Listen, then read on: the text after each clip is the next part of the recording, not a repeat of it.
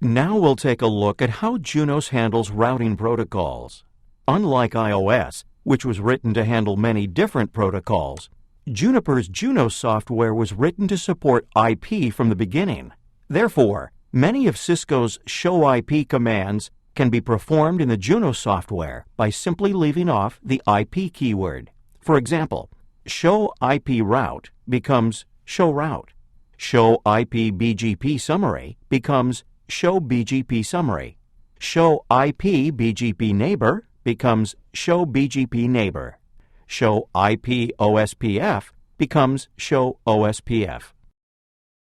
You can display the routing table with show route. Let's go over how to interpret a routing table. The output of the show route command is organized by routing tables. The Junos software supports multiple routing instances, for example, virtual routers. Each routing instance has its own set of routing tables. The inet.0 routing table in each routing instance contains normal IPv4 destination routes. In the output, the inet.0 routing table is the routing table associated with the master routing instance, the default routing instance. You'll notice that there is also a Juniper Private 1 inet.0 routing table. This is the inet.0 routing table in the Juniper Private 1 routing instance, which is used by the Junos software for communication within the device itself. If you configure another routing instance, its inet.0 table will be called instancename.inet.0. By default, routes are not automatically shared between routing instances. The summary line for each routing table gives you information about the routing table. In this case, we see that the inet.0 routing table has 18 active routes, plus one hidden route. Hidden routes are routes that are not used for some reason. An example of a reason a route would not be used is an unreachable next hop. After the summary line, we see all non-hidden routes. Each route entry contains two lines of information. The first line gives the source of the route preference, the age of the route, and other protocol-specific information, such as metric. The second line gives the next hop information. In this example, this route source is OSPF. The route has a route preference of 10. The route was received 1 week, 1 day, 22 hours, 40 minutes, and 57 seconds ago. The OSPF metric is 1, and the next hop is to 10.14.243.236, which is reachable via interface VLAN.20. Note that next hops always specify logical interfaces. Route preference in the Junos software is equivalent to administrative distance in Cisco's iOS. It helps to determine which source of routing information should be used when there are multiple routes to a destination. Like iOS, there are default preference values, which you can customize. Also, like iOS, you can set custom route preference values for static routes. Like iOS, you'll notice that the directly connected subnets show up in the routing table. In iOS, these are called connected, while the Junos CLI displays them as direct routes. However, in addition to these routes, the Junos CLI shows the switch's own IP addresses in the routing table. These /32 routes are labeled local routes. Here's a table of some common route information sources and their associated preferences. Note especially that all BGP routes have the same default route preference in the Junos software, while iOS gives a lower administrative distance to eBGP routes and a higher administrative distance to iBGP routes. Like iOS, routes with lower route preferences are more preferred than routes with higher preferences. Unlike iOS, though, the route preference value is a 32-bit value, meaning the valid range of preferences is from 0 to 4,294,967,295, so there is plenty of room to distinguish routes from each other. This is the end of this section. Click Next to continue.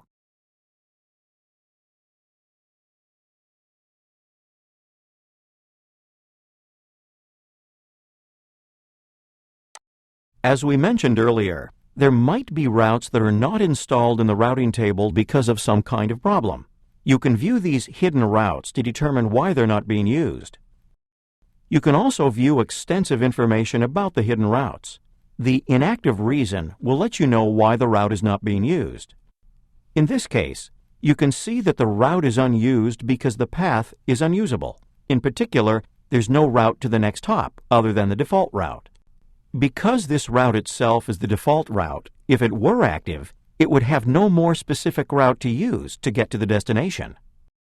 You can determine the route to a destination by using the show route command. You can also view routes within a given prefix by entering it on the command line. For example, to see all routes in 172.16.0.0/12, you use this command. If you just want to see details about a single route, you use the exact keyword. You can then use the detail or the extensive keyword to see more specific information about each route. This is the end of this section. Click Next to continue. You define static routes under the Edit Routing Options Static hierarchy. You can specify next hops as interfaces or addresses. Here, we'll define a static route to the 10.11.0.0/24 network with a next hop of 192.168.3.1. Here, we'll define a static default route with a next hop of 192.168.1.1. For the default route, you can specify the prefix using the keyword default instead of specifying the 0000/0 prefix. You can also specify different next hops with different route preferences to the same destination using the qualified next hop configuration. Here, we define a route to the 10.12.0.0/24 network with a next hop of 192.168.2.15 via the VLAN.2 interface and a route preference of 15. We also define a next hop to 192.168.3.15 via the VLAN.3 interface and a route preference of 30.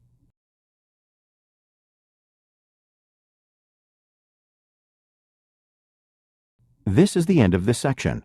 Click Next to continue.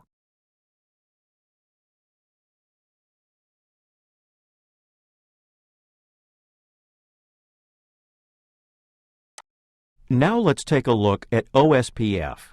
You configure OSPF under the Edit Protocols OSPF configuration hierarchy. You define areas by area number. You can enter a decimal number, but it will be automatically converted to dotted quad notation by the Junos software. For example, Area 2 becomes Area 0.0.0.2. You configure an area's properties under the Edit Protocols OSPF Area ID hierarchy. You define which logical interfaces should be in an OSPF area using the Interface Configuration command under the Area hierarchy. You can run OSPF on any logical Layer 3 interface, whether that is a physical interface or a VLAN interface. You can configure interface-specific properties as well. For example, to place the VLAN.5 and GE004.0 interfaces into Area 2, you enter the following commands. To configure interface GE004.0 to operate in passive mode, you change the interface properties. If you choose to configure the loopback interface to be in an OSPF area, there is no need to configure the loopback interface to be passive. The Junos software automatically treats it as a passive interface and does not send hello messages on the loopback interface. You can also configure a metric of 200 on interface VLAN.5 under the Edit Protocols OSPF Area 0.0.0.2 interface VLAN. You can make an area a stub area by configuring the stub property under the Edit Protocols OSPF Area ID hierarchy. You can make an area a not-so-stubby area by configuring the NSSA property under the Edit Protocols OSPF Area ID hierarchy. We'll also add an interface to Area 3. To send a default route to a stub area, configure the Stub Default Metric directive.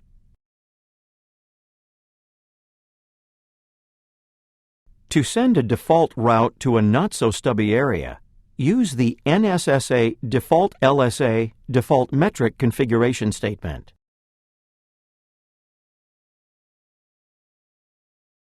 Here's our OSPF configuration so far. As you can probably see, we're missing one important item, an interface in Area 0. We'll have you add that. Enter the command set Area 0 interface VLAN.2.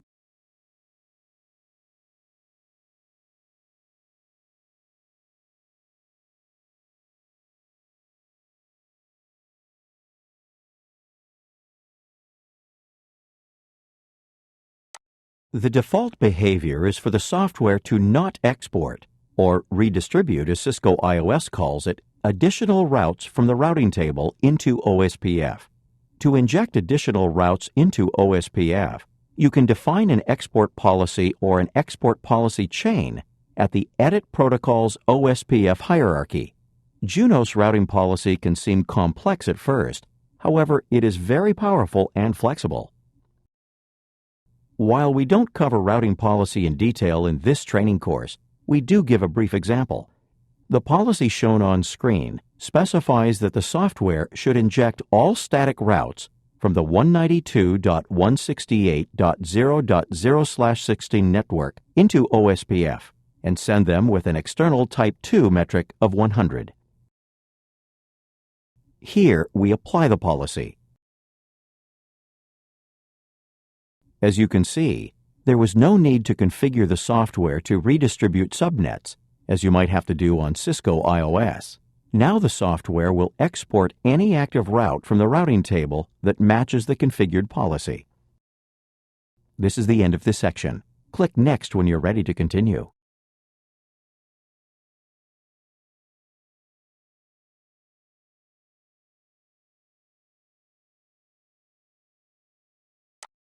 Unlike iOS, all OSPF authentication configuration occurs in the OSPF area section of the configuration hierarchy. You configure the authentication key for each interface in the interface hierarchy under the area. To configure the same authentication on a device running Cisco iOS, you would configure the following commands. This Junos configuration is equivalent to this iOS configuration. In iOS, you configure some routing protocol elements under the routing protocol hierarchy and others under the interface hierarchy. As you can see, in Junos, all routing protocol configuration, metrics, summarization, and authentication is grouped together in one place. Also remember that Junos allows you to make configuration changes and then view the changes you are about to make before you commit them. Here is a sample iOS configuration. When you are ready to continue with this topic, click the Continue button on screen.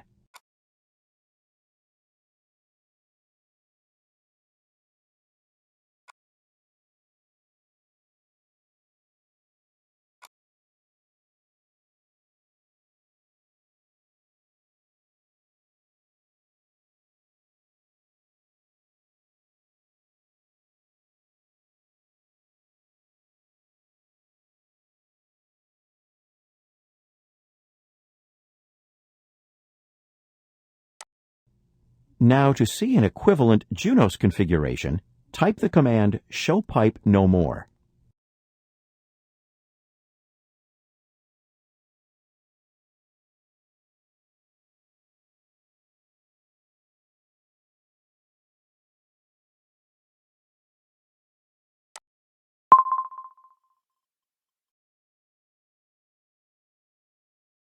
This is the Junos equivalent of the iOS configuration. You can compare the two configurations by clicking the tabs on screen. As you can see, all routing protocol configuration is contained in the Edit Protocols OSPF hierarchy, and is organized by the area and by interface within the area. It is easy to determine which interfaces are part of each area and which OSPF configuration parameters are applied to each. This is the end of this section. Click Next to continue.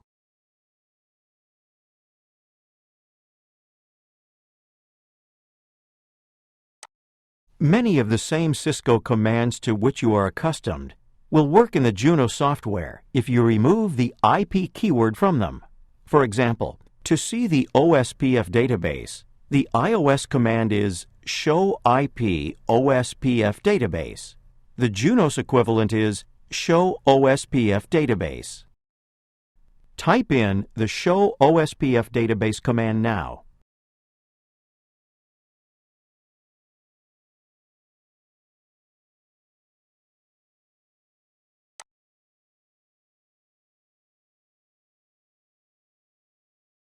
To see information about the interfaces on which OSPF is running, the iOS command is show IP OSPF interface. The Junos equivalent is show OSPF interface. Enter that now.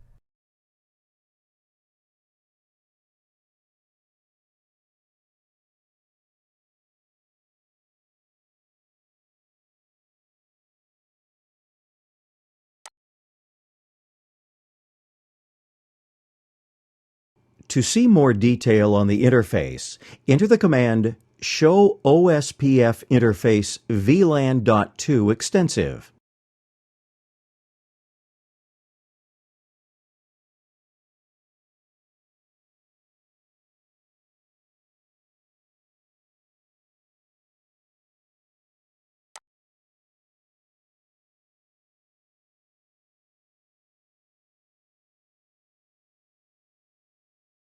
Next, enter the command show OSPF neighbor.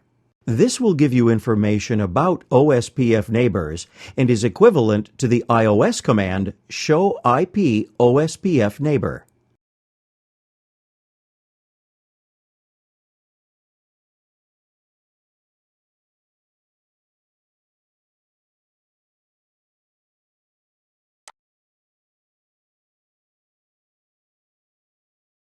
Finally, enter the command show route protocol OSPF.